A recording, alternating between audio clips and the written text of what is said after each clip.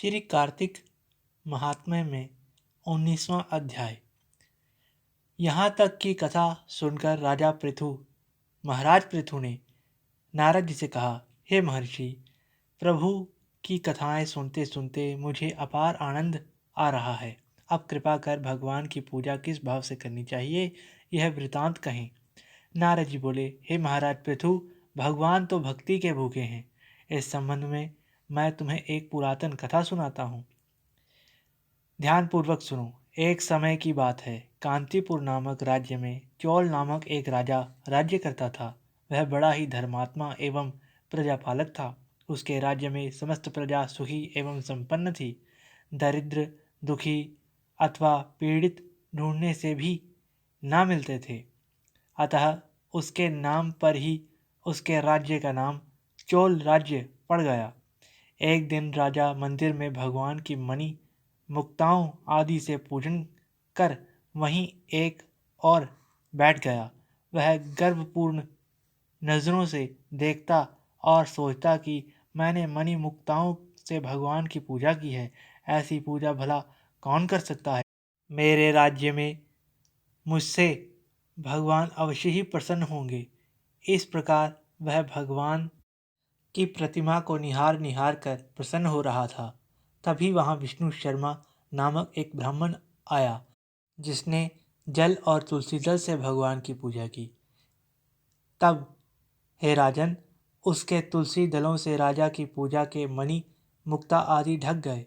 यह देखकर राजा चोल क्रोधित हो उठा और बोला, रे विष्णु शर्मा, तुझे पूजा की बिल्कुल समझ नहीं है।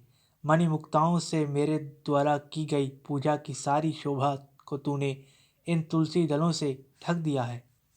विष्णु शर्मा समझ गया कि राजा के मन में अभिमान आ गया है। अतः वह बोला, राजन, अभिमान के वशीभूत होकर तुम्हें पूजा का कुछ भी ज्ञान नहीं है।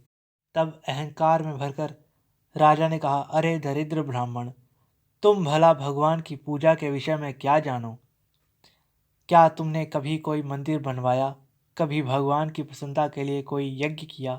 मैं यहाँ सभी उपस्थित जनों के समक्ष कहता हूँ कि भगवान की यह रूखी सूखी पूजा करके तुम पहले स्वर्ग जाते हो या मैं। इतना कहकर राजा ने गुंगल ऋषि को बुलाकर एक बड़ा विशाल यज्ञ आरंभ कर दिया और साथ ही ब्राह्मणों को धन धान्य एवं गौ वस्त्रादि दान करने लगा। उधर विष्णु शर्मा अपने स्वभाव अनुसार नित्य की भांति भगवान का पूजन वंदन करता रहा। वह सदैव की भांति माघ तथा कार्तिक मास के व्रत करता, तुलसी वन का रोपण करता, एकादशियों का व्रत एवं ओम नमो भगवते वासुदेवाय मंत्र का नित्य जप करता।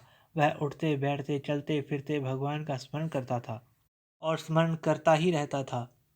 तब हे राजन, भगवान की माया बड़ी विचित्र है, इसे कोई नहीं समझ सकता। नारद जी ने कहा, एक दिन विष्णु शर्मा ने रसोई तैयार करके रखी। जब भोग लगाने का समय हुआ तो उसने देखा कि भोजन तो कोई उठा ले गया है। अब यदि वो दोबारा रसोई बनाता है, तैयार करता है, तो सत्संग का समय भी बीत जाएगा और व्रत का भंग होना भी निश्चित हो जाएगा।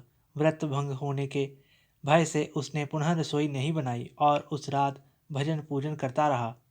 वह भूखा ही सो गया। दूसरे दिवस फिर उसने रसोई बनाई। उस दिन भी वही हुआ। इस प्रकार 7 दिनों तक यही होता रहा। वह रसोई बनाता था और भोजन कोई उठा ले जाता था।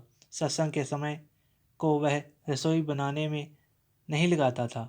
7 दिन बीतते बीतते वह भूख से व्याकुल हो गया, परंतु उसने फिर भी अपना व्रत भंग नहीं किया। 8वें दिन उसने मन में सोचा कि आज मैं देखूंगा कि नित्य ही मेरा भोजन कौन उठा ले जाता है। 8वें दिन उसने भोजन तैयार किया और एक स्थान पर छिपकर बैठ गया। थोड़ी देर में उसने एक दीनहीन, दुर्बल और अस्थि पिंजर जैसे एक चांडाल को आते हुए देखा। वह आया और भोजन उठाकर चलने लगा। उसकी दशा देखकर विष्णु शर्मा का हृदय द्रवित हो उठा। उसने उस चांडाल से कहा, अरे भाई, यह रूखा सूखा भोजन मत ले जाओ। मेरे पास थोड़ा सा घी है, वह भी ले लो। ब्राह्मण की बात सुनकर चांडाल भयभीत होकर भाग खड़ा हुआ। मगर शीघ्र ही ठोकर खाकर गिर पड़ा। तब तक विष्णु शर्मा भी उसके समीप पहुंच गया और अपने गमछे से उस पर हवा करने लगा।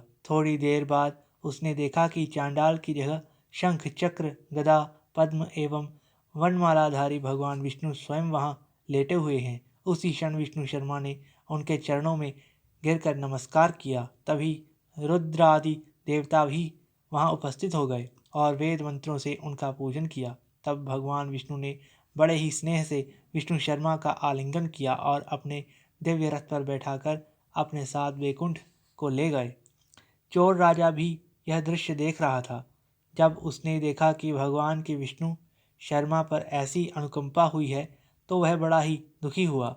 यह बात उसके हृदय को चोट देने लगी कि उसका दान पुण्य सब व्यर्थ गया। उसने गूंगल ऋषि को बुलाकर दुखी स्वर में कहा, यह सब क्या है ऋषिवर, जिसके द्वेष के कारण मैंने इतने यज्ञ किए, इतने दान पुण्य किए, वह मेरी आंखों के समक्ष स्वयं भगवान विष्णु के साथ वैकुंठ को जा रहा है और मैं यहाँ उपेक्षित पड़ा हुआ हूँ।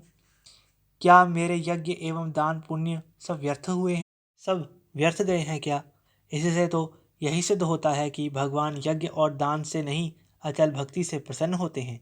भगवान कर्म कांडों का दिखावा करने से नहीं, भक्ति से प्रसन्न होते हैं।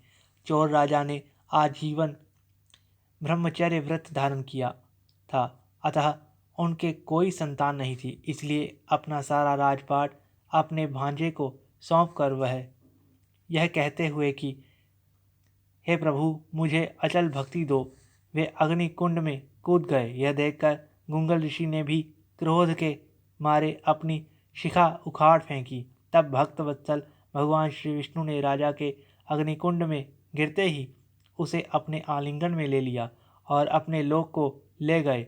वैकुंठ में उन्होंने विष्णु शर्मा को शील और राजा को यानी राजा चोल को सुशील नाम देकर अपना द्वारपाल नियुक्त कर लिया। इस प्रकार वे दोनों श्री भगवान के साथ रहने लगे। हे महाराज पृथु, आज भी चोल देश में राजा का उत्तराधिकारी उसका भांजा होता है और उस घटना के बाद गुंगल गोत्रीय ब्राह्मण शिखा भी नहीं रखते। सूत जी बोले, हे ऋषियों, भगवान तो भावना और प्रेम के भूखे हैं, उन्हें तो प्रेम से रिझाना चाहिए। इस प्रकार श्री कार्तिक महात्म्य में 19वां अध्याय संपूर्ण हुआ।